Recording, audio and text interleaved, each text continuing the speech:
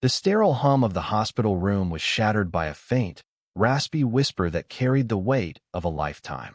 Eleanor Hayes, her skin like fragile parchment stretched over bones, lay propped against pillows that seemed to swallow her diminutive frame, her eyes flickering with a spark that defied the monitors beeping her final hours. With a smile that bloomed like a forgotten flower in winter, she turned to the young nurse and said, "Please, dear, bring me John's pocket watch. It's in the drawer there. I need to feel its heartbeat one last time." The nurse, a kind-hearted woman named Maria whose own eyes welled with unspoken sympathy, nodded silently and retrieved the antique gold timepiece from the bedside table.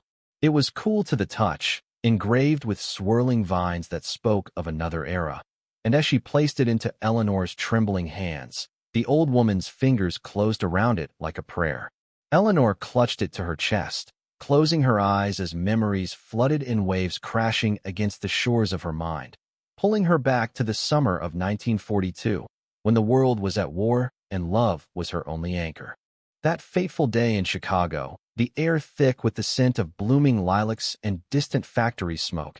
Eleanor had been just 19, a typist in a bustling office downtown. The war had taken so many young men, leaving the streets emptier and hearts heavier.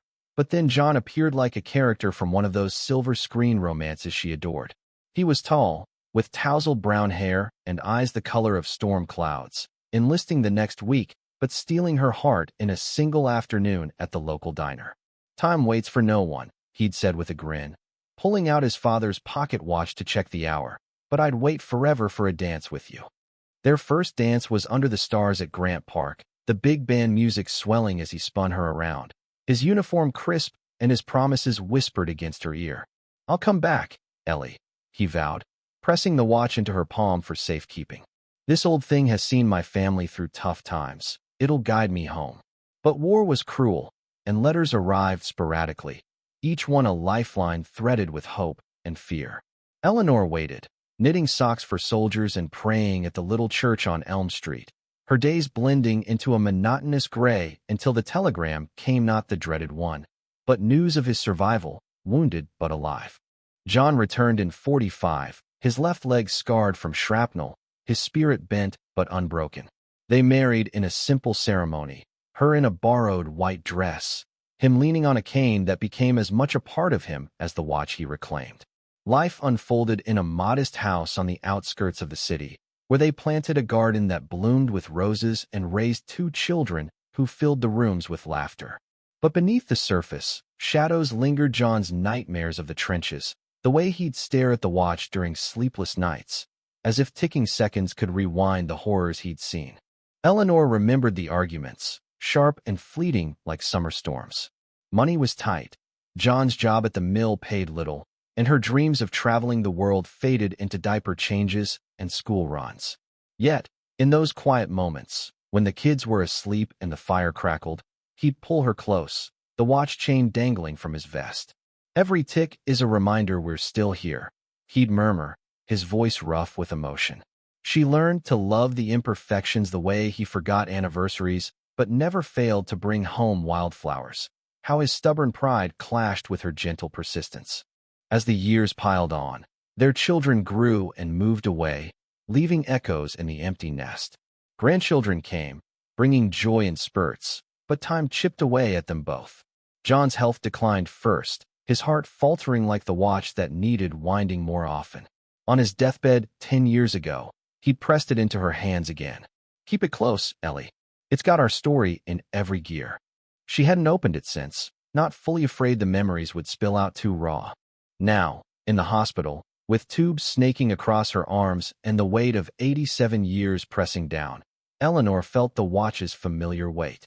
She traced the engravings, her vision blurring, and for the first time in decades, she clicked it open, not just the face, but the hidden compartment she'd forgotten existed. Inside, nestled against the mechanisms, was a yellowed note, folded small. Her heart stuttered as she unfolded it with shaking fingers, Maria hovering nearby, concern etching her face. The note was in John's handwriting, dated the day before he passed. "My dearest Ellie, if you're reading this, I'm gone, but know this: every second with you was worth the wars I fought. Forgive me for the times I was distant. The watch holds more than time. Look closer. Puzzled, Eleanor peered inside, spotting a tiny inscription on the inner lid, etched faintly. To Ellie, my eternal love.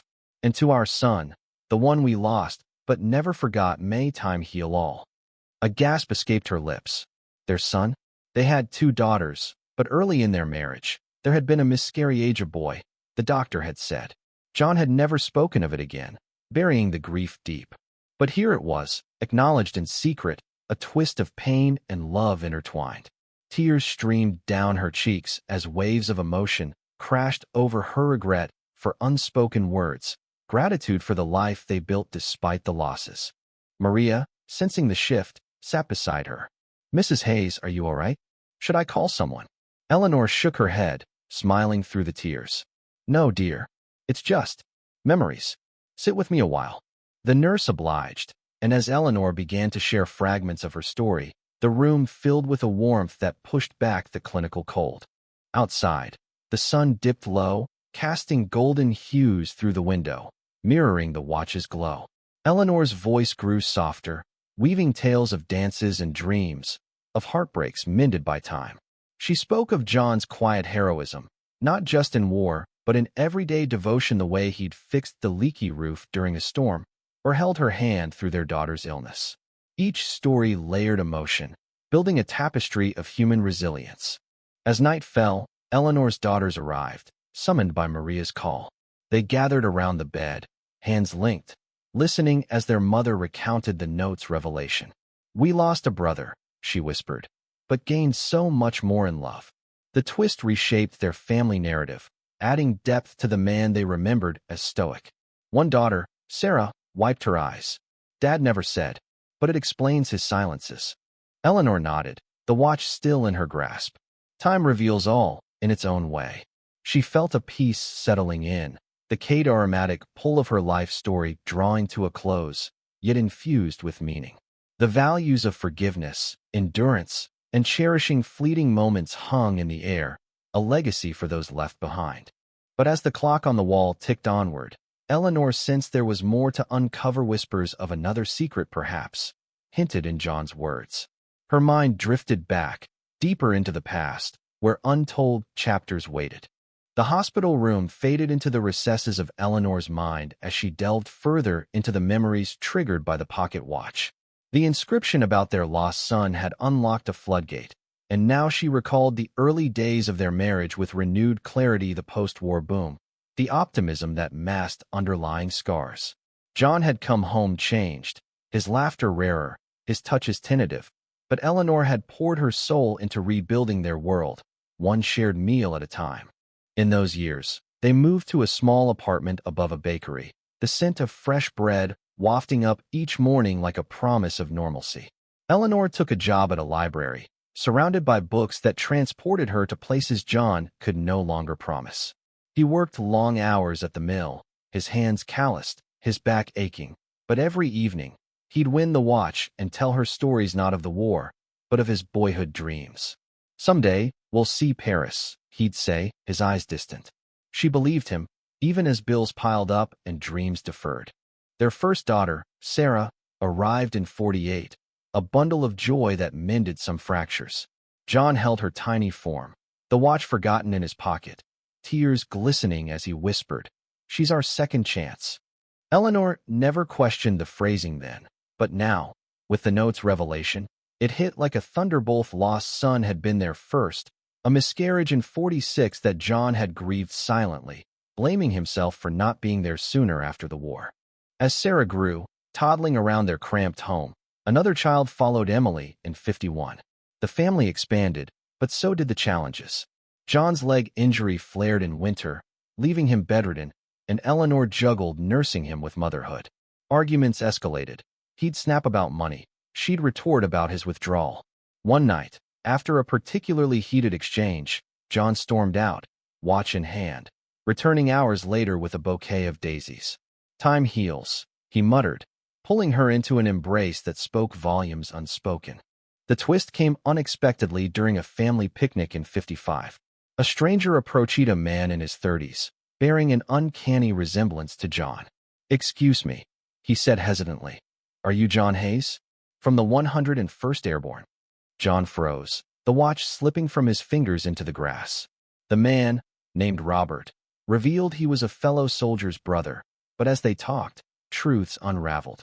Robert wasn't just any acquaintance. He carried a letter from his deceased brother, detailing how John had saved his life in Normandy, but at a cost. John had left behind a memento, a photo of Eleanor, which the dying soldier had clutched. But the real shock, Robert confessed that his brother had fathered a child with a Frenchwoman during the war, and John had promised to help if he survived. John had kept it secret, sending anonymous funds over the years from their meager savings. Eleanor, overhearing, felt a stab of betrayal. Why hide this act of kindness? It twisted her view of him from flawed husband to quiet hero, emphasizing the human cost of war and the ripples of compassion. Confronting John later, tears flowed. "I didn't want you to think less of me or him," John admitted, voice breaking. "Tom was supposed to bury it." Eleanor forgave, her love deepening, seeing the layers of sacrifice. This revelation strengthened their bond, teaching their daughters about empathy and hidden burdens. Years rolled on. The 60s brought cultural shifts, but their life remained rooted in routine. Sarah and Emily flourished, Sarah becoming a teacher, Emily a nurse like Maria. Grandchildren arrived, filling holidays with chaos and joy. John retired, spending days tinkering in the garage, the watch always nearby. Eleanor volunteered at the library, sharing stories with children, instilling values of perseverance. But age crept in relentlessly. John's heart attack started small, culminating in the big one that took him.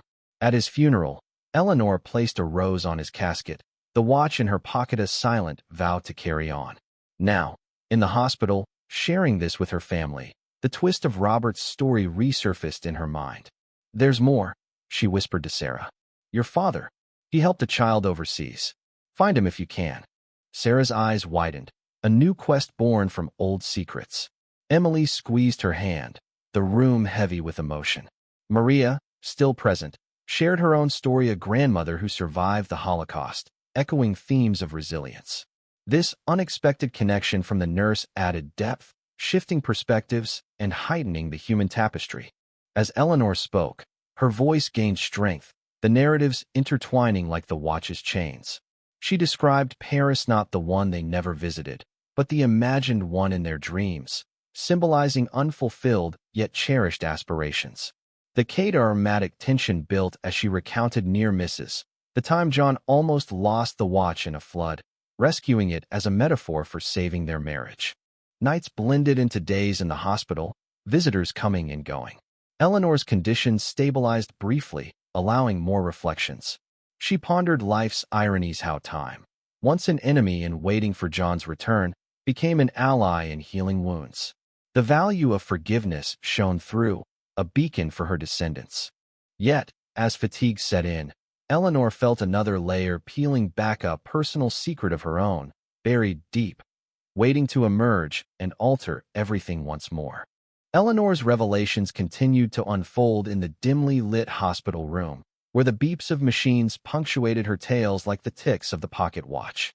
The story of Robert and the war child had left her family in stunned silence, but it was Eleanor's own hidden chapter that now demanded voice, a twist she had guarded for decades, one that would redefine her strength and humanity. In the early 50s, amid the joys of motherhood, Eleanor had faced a darkness she shared with no one. Postpartum blues had evolved into something deeper, a depression that shrouded her days. John, consumed by work and his own demons, hadn't noticed at first. She remembered the nights staring at the ceiling, the watches ticking mocking her insomnia. Then came the day she wandered to the train station, ticket in hand, contemplating escape not from love, but from the overwhelming weight of expectations. She didn't board the train. Instead, a chance encounter with an elderly woman on the platform changed everything. The stranger, Mrs. Lydia Grant, sat knitting, her eyes wise and kind. "Running from or to, dear?" she'd asked. Eleanor poured out her heart, and Lydia listened, sharing her own story of losing a child in the Great Depression and finding purpose in helping others. "Time doesn't erase pain," Lydia said, "but it teaches us to carry it with grace."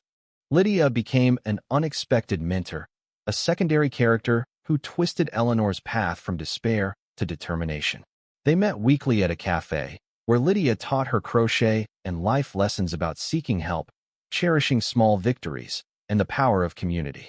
Eleanor never told John, fearing judgment, but Lydia's influence seeped into their home. Eleanor started a women's group at church, supporting others silently, turning her vulnerability into quiet advocacy. This secret empowered her, making her the pillar John and the children leaned on. When John's health failed, it was Lydia's words that echoed.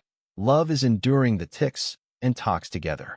Lydia passed in 70, leaving Eleanor a shawl that still sat in her closet, a tangible reminder of unsung heroes. Now, confessing this to her daughters, Eleanor's voice cracked with emotion.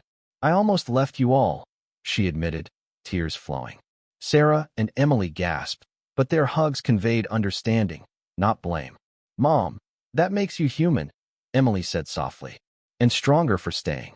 The twist humanized Eleanor, shifting her from saintly matriarch to relatable woman, emphasizing mental health's hidden battles and the value of seeking support. Maria, the nurse, interjected gently, a twist in herself. "My mom went through something similar. It's why I became a Nursito, help where others can't see the pain." Her words bridged generations, heightening the dramatic interplay of shared experiences. The room transformed into a sanctuary of confessions, where vulnerabilities forged deeper bonds. As days passed, Eleanor's health ebbed and flowed. She recounted lighter moments, family vacations to the lake, where John taught the girls to fish, the watch timing their catches. Laughter mingled with tears, the narratives building dramatic peaks of joy amid sorrow. Grandchildren visited, wide-eyed at tales of their grandfather's heroism and grandmother's resilience. One afternoon, Sarah returned with news traced the war child, now a man in France named Pierre, who knew of John's aid and expressed gratitude. A video call ensued, Pierre's accented English thanking Eleanor. "Your husband gave me a future." The connection closed circles, infusing the story with global humanity, showing how one life ripples across oceans and time.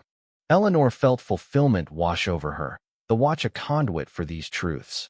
She pondered the engraving again, the lost son symbolizing all unspoken losses. "Life's not about perfect time," she told her family, "but making the most of the moments we have." The values resonated: compassion, forgiveness, and the courage to face shadows. Yet, as her strength waned, Eleanor sensed the final chapter approaching, the culmination of love's enduring power, with one last surprise waiting in the watch's depths. The hospital room, now a vessel of shared histories, held its breath as Eleanor's story neared its zenith. With the pocket watch still cradled in her hands, she revealed the final layer, a tiny photograph tucked behind the note, yellowed and fragile, depicting John as a young soldier with a baby in his arms. Not their lost son, but Pierre, the war child, snapped in a moment of wartime tenderness. "This was his last secret," Eleanor whispered, her voice a thread of emotion. The photo twisted the narrative once more, proving John's direct involvement. He'd briefly cared for the infant after saving the father, arranging safe passage before returning home. He carried this guilt and pride, never sharing to protect us. The family absorbed the shock, tears flowing as they saw John's multifaceted humanity warrior, father, silent philanthropist. Pierre, on another call, confirmed the tale, his own eyes misty. "Monsieur Hayes was my guardian angel." This cross-continental bond amplified the drama, highlighting themes of redemption and interconnected lives. Eleanor's daughters vowed to visit France, extending the legacy. As her final hours approached, Eleanor's reflections turned introspective. She spoke of Lydia's lasting impact, how that platform encounter saved her soul. "We all have unseen saviors," she said, glancing at Maria, who had become family in these days. The nurse's presence added emotional depth, her stories of patients' triumphs and tragedies mirroring Eleanor's. Grandchildren gathered, listening raptly. One, young Timmy, asked, "Grandma, does time really heal?" Eleanor smiled faintly. "It doesn't heal, darling. It teaches us to live with the scars, turning them into stories of strength." Her words encapsulated the human values: resilience in adversity, the beauty of imperfect love, and the importance of passing wisdom forward. The sun set in a blaze of oranges, casting a warm glow over the bed. Eleanor handed the watch to Sarah. "Keep it ticking for me. Remember, every second is a chance to love more." Her family surrounded her, hands intertwined, whispers of gratitude filling the air. In her mind's eye, Eleanor danced once more with John under the stars, the watch's rhythm syncing with their hearts. Peace enveloped her, the dramatic arc of her Lithia tapestry of loss, love, and revelation complete. She closed her eyes, smiling, as time gently carried her home. But the story's echoes lingered, a testament to enduring spirits, whispering that love transcends the ticks of any clock.